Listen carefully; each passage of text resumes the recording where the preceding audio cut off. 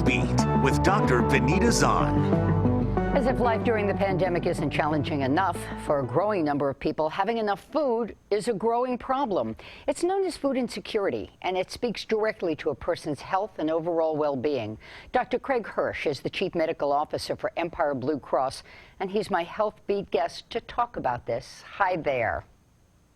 Hi, good morning, Vanita. Thanks for having me. It's a pleasure, and unfortunately, we're talking about hunger in America, and people don't think that that's even possible, but the numbers are growing, and how does that impact our health?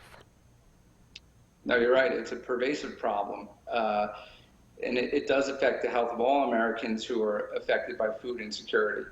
In the Albany region, we're talking about 10% of all families, 1 in 10, 15% of all children.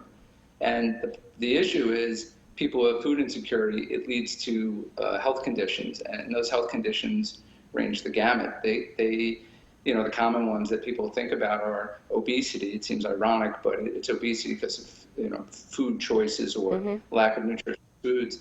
But that leads to things like high blood pressure, diabetes, and even things beyond that, like asthma and cancer. So, you know, it's really a plague.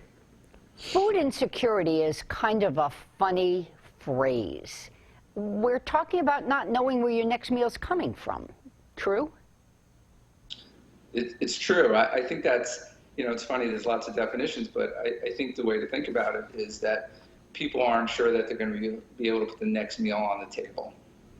And for children in particular, I would imagine that that begins to affect their mental health and the way they see the world, too, and the choices that they make beyond just what they're going to eat.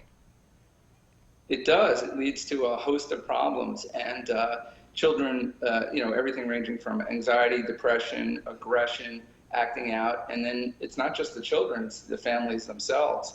You know, you can imagine the strife that it leads to when you don't have food to put on the table. And this is also, you know, this is tied in closely quite often to, you know, socioeconomic conditions. And so during the time of COVID, when there's been increased layoffs, there's increased risks of food insecurity. Doctor, many years ago, I interviewed a woman who had been living, you know, the typical suburban, if you will, life. The husband left, in this case, closed out all the accounts, and she said she went from shopping at Macy's one day to having to figure out how to apply for food stamps the following week. And there was a sense of,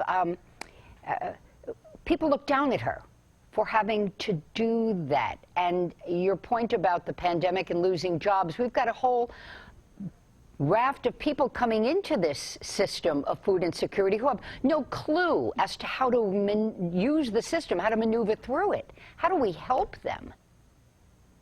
No, it's true. And you saw early in the early days of the pandemic, as people were losing their jobs, the lines at food pantries were, you know, enormous. So here's what we're doing to help. At Empire, you know, we have a mission, and the mission is to materially and measurably improve the health of all New Yorkers. And to that end, we're doing some things that will help people who find themselves facing food insecurity. And a lot of it up in the capital region there. So right now, we're working with the Regional Food Bank of Northeastern New York, and this is Hunger Action Month, September. And during the month, we have many people who will be volunteering both at the Regional Food Bank and also at the Patroon Land Farm to basically put together food, distribute food, and make sure that people aren't suffering with food insecurity. And when somebody goes to a food bank, to a pantry, help them shop? When people go to a food pantry, yes, there's a variety of different foods that they can get. We tend to focus on things that are a little bit more, I'll say, nutritious, because when people find themselves with food insecurity and financial insecurity, they often will purchase foods that may be less healthy, things that are higher in salt, things that are higher in fat. So it's important that we make sure that people are getting the right types of foods, so it ultimately will affect their health in a positive way. Is Empire also helping people learn how to cook, how to prepare that stuff, you know, as you're partnering with the Regional Food Bank? We do. We work with people on a number of things, and in fact, many of our people who have food insecurity, some of them will also have health conditions. So we have case managers that will work with people to help them with a number of things: medical, emotional, social, financial, and sometimes cooking is one of those things. Yeah, well, if we can fill the bellies, then we can all proceed from there.